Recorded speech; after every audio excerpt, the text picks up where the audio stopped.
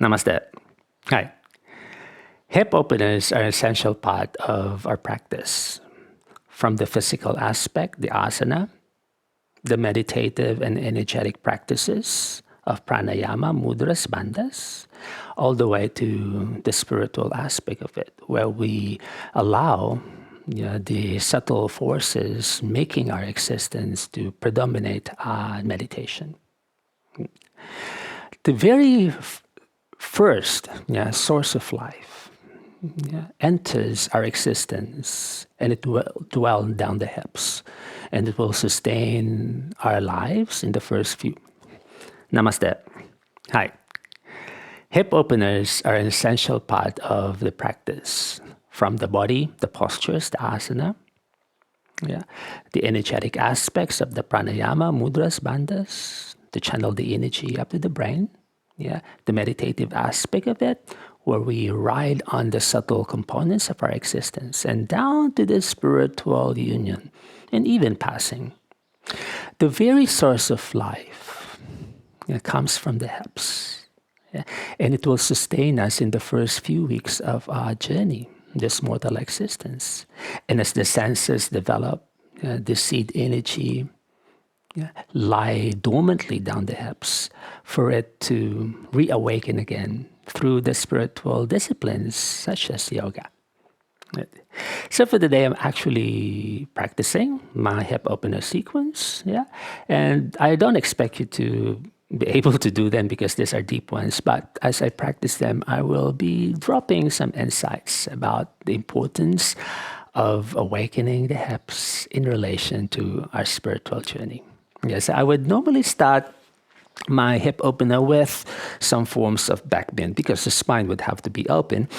And one is the kaput or the Ustrasana, the kneeling back bend, and just the loosen stagnation opening. And I will stay here probably for about 30 seconds, just breathing normally and adjusting body parts affected. You can open the throat and the neck.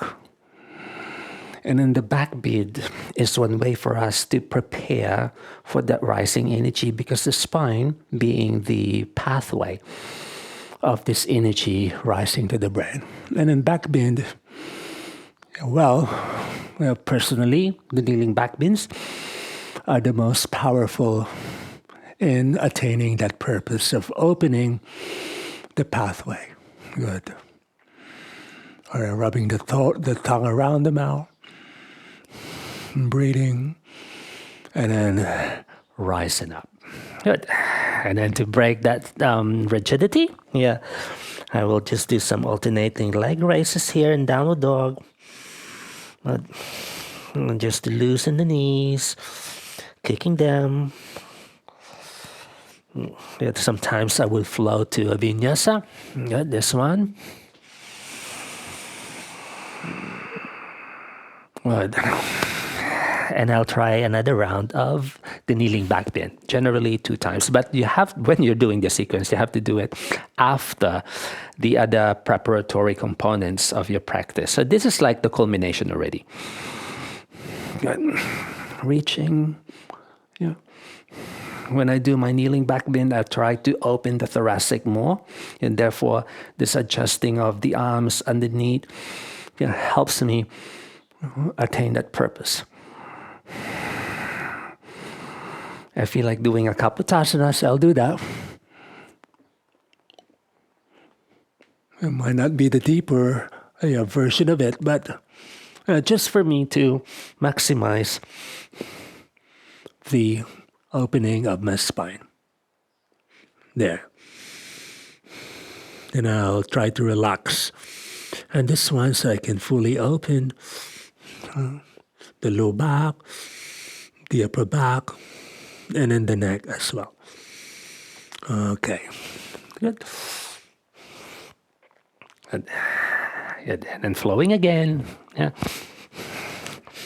And leg raises, sometimes I will hold that leg up for a few bend and kicks. Good. Flowing vinyasa, simple.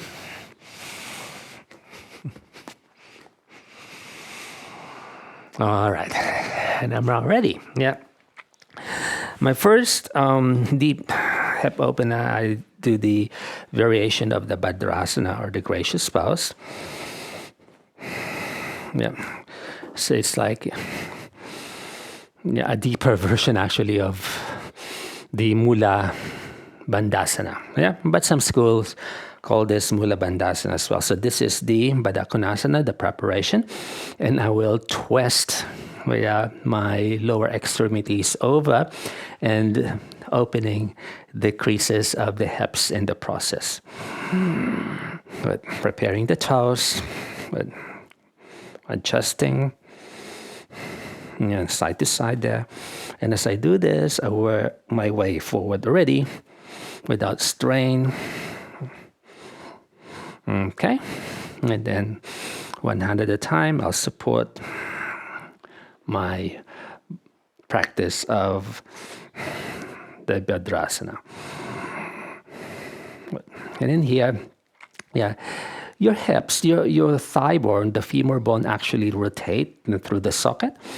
And that's actually the origin of the action. And then here, there's no actually any pain or discomfort in the knee.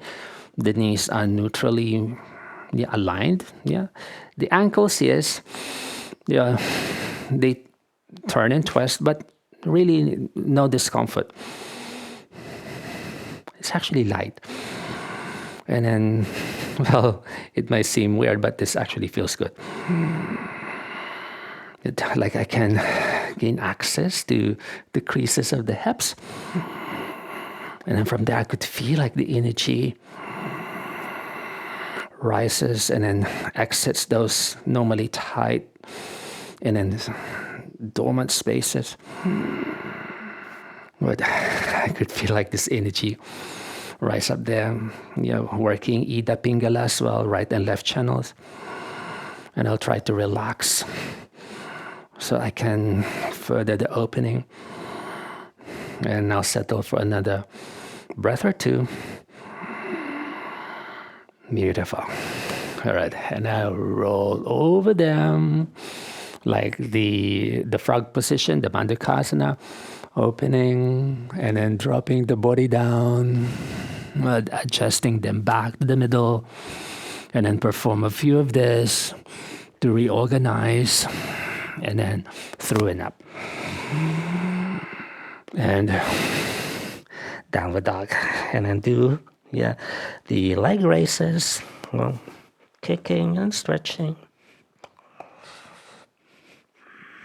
Right. Oops, the microphone. Now, after the Bhadrasana, I'll alternate it with the Kandasana. Sometimes I would do twice in a row, Bhadrasana. But for today, let me just strap this microphone back. I'll try to alternate Kandasana. Or there's another deep hip opener. It's an extreme external rotation of the ankle joints and the hip joints as well.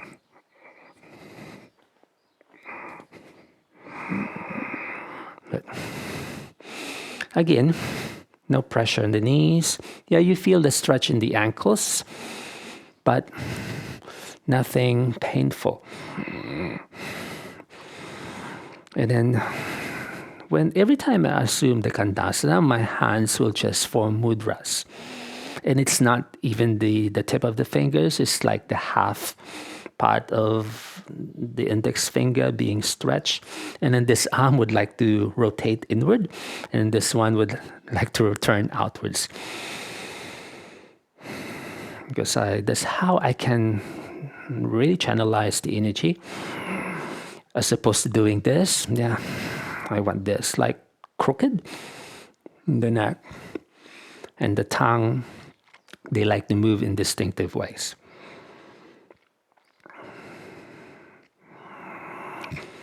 Okay, and up.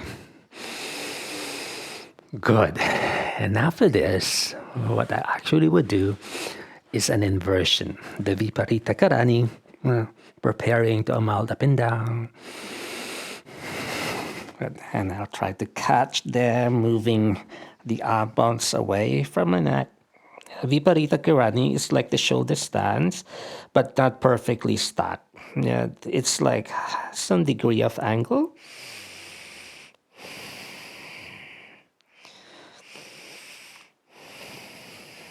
Either you breathe normally or you can breathe the Ujjayi.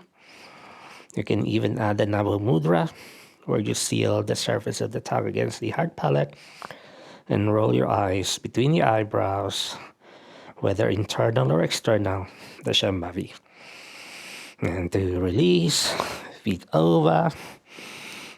Sometimes I try to linger here a moment and then do one arm there, like the Halasana.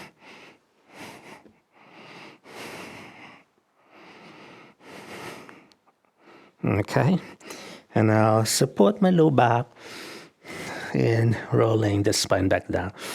And here, a few up and down rocking, and then sitting, and back to the flow. Okay. So this is actually a mudra practice. So you open first the pathway, which is the spine, then releasing that trapped energy through the practice of hip openness, and you channelize the energy using mudras, such as the Viparita and the Shambhavi as well. Good. And then deeply, when I practice this, I also do the Kachari Mudra. But because I'm talking, I'm not able to do that, but the tongue goes inside.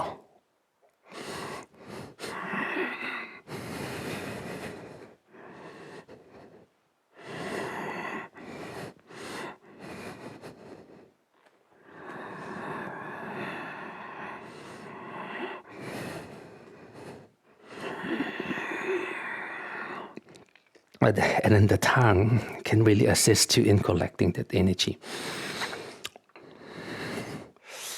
And performing another Kachari Mudra here.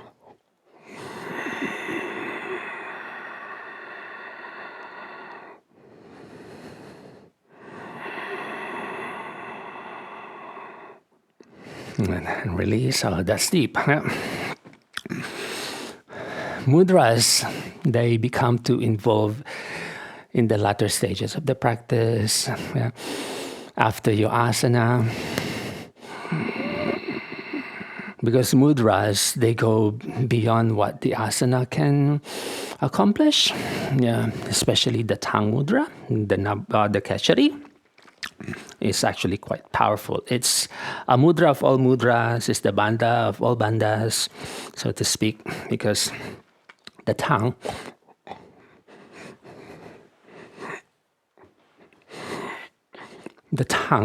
has direct access to the origin of the hips, right and left in the middle, the collarbones, every body part. When you're able to develop the skill of utilizing the sensitivity of the tongue and the muscles attached to it, you will feel the connection of the tongue to your inner system.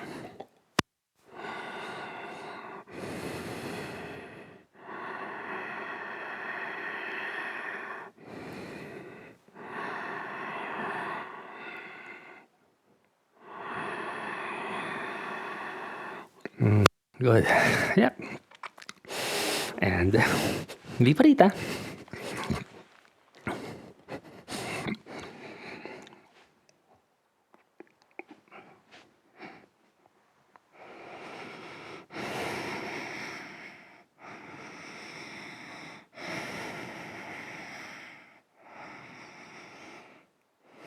What I find really meaningful and profound in the Viparita Karani is when I lightly close my eyes and then allow my eyes to roll, like the eyes are a tent open, periodically closing, Nava Mudra, or even stimulate the soft palate. I can already hear the nada ringing too loud. Okay, and then reaching those legs over. I'll do this as well. Okay, the microphone, and roll the spine back down. Because I didn't plan to actually film this one. It just happened randomly. Good. And after that, I'll do another round of the flow, just to loosen this one. The upward dog and the downward facing dog.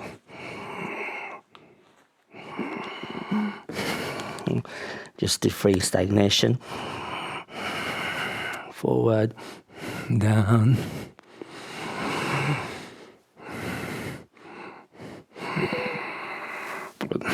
Even when I do those transitions, if you I'm not perfectly aligned. Somehow I need to adapt because the body is not perfectly symmetrical. And then by doing those seemingly crooked adjustment, we call spontaneous kriyas, you are freeing your body of stagnation, clogging within. Sweet. And then I'll just carry on with the rest of my day. If I have time, I would do my pranayama or even meditation, but I allot separate practice for those energetic observances as well. Sweet. So thank you for joining me, and hopefully you learned something from this talk and lesson. Namaste. Bye-bye.